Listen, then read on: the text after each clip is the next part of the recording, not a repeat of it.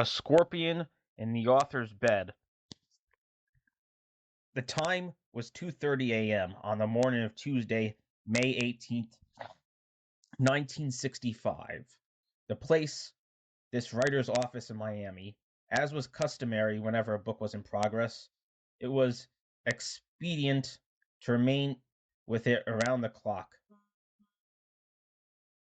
taking cat naps whenever necessary on a folding cot which was kept in a room next to my office.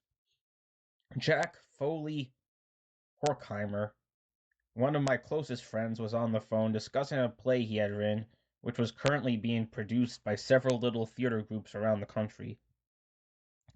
It had been Jack's habit to phone at this late hour because he knew I was always glad to hear from him during those lonely hours, since it provided something of a mental respite. How much longer are you going to work, Bob? Jack asked after a lull in the phone conversation. Another hour, perhaps. I'm finishing a difficult chapter, and it should take at least that long before I wind it up. I'll turn in then for a couple of hours. Should have the whole thing completed tomorrow, I said, stifling a yawn. The yawn was infectious. He laughed. You should get more sleep. That goes for me, too. Seriously, Bob, that office isn't any place for you to rest. You should go home more.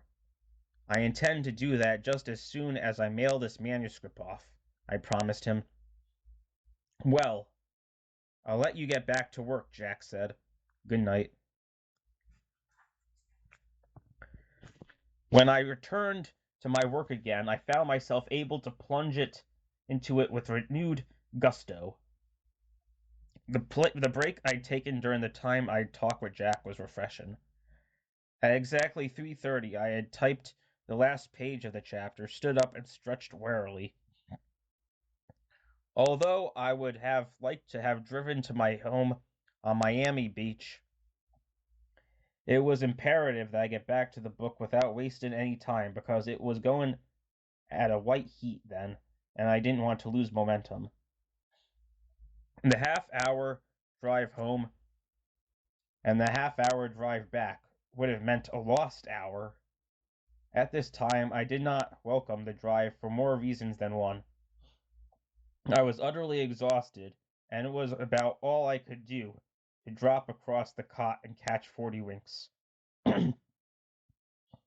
Just as I was about to go into the other room after turning off the desk lamp, the phone rang. Startled, because it jangled like an alarm bell, I grabbed for it as if to strangle the sound. It was Jack. His voice sounded peculiar, and I was totally unnerved when he asked, Bob, are you okay?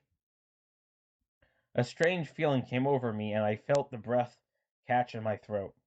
Sure I'm okay, Jack. Why? What's up? He laughed nervously, a forced laugh that was supposed to put me at ease. I know you're probably thinking I'm out of my mind, but what were you doing at that moment when I called? I just turned off the lights and was on my way in to hit the sack. Why? You're not kidding, he asked incredulously. I assured him I was not. This gives me the creeps, he said. That's exactly what I imagined you were doing. But you didn't go into the other room yet, did you? No. There was a loud exhalation of relief. Bob, I know this is fantastic, but be careful, will you? Now you're giving me the creeps, I said, looking around anxiously. The stillness in the office was certainly morbid and depressing. What are you getting at? Call it ESP or whatever you like, Jack blurted, but I have the uneasiest feeling that something's in your bed that could kill you. Now, I know who hasn't been getting enough sleep lately, I told him. But thanks for the warning anyhow. I'll take your advice. After I hung up, a disquieting feeling of dread came over me, and I found myself shrinking back as I prepared to enter the room that held the cot. I laughed at my qualms and tried to dismiss them, but the feeling of apprehension was still strong within me. Without wasting any more time, I flipped on the lights and went to the cot. Nothing was there. I laughed and, for the devil of it, picked up my pillow, and that's when I saw it. A scorpion. It was a monster, at least 9 inches from claw to tail, and the sight of it made my flesh crawl. Seizing a broom, I knocked it to the floor and hammered it to death. Then I swept it into the outer office and sank down in my chair.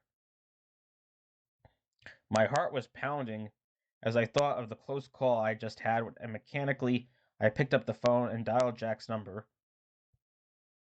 When I had told him that I had found a scorpion in my bed, he exclaimed, "My God, I saw it, so help me.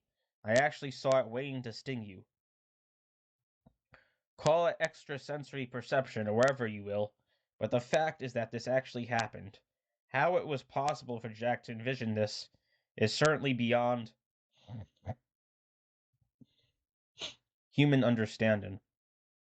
If it had not been for Jack's phone call that night, I wonder if this book would ever have been written, or if I would be here to tell of it. Moreover, my own feelings at the time were completely puzzling to me because somehow I knew that Jack's warning was not to be taken lightly. I knew without knowing why that there was a good reason for my disquietude and shrinking feelings. How did I know? Perhaps someday I'll find out.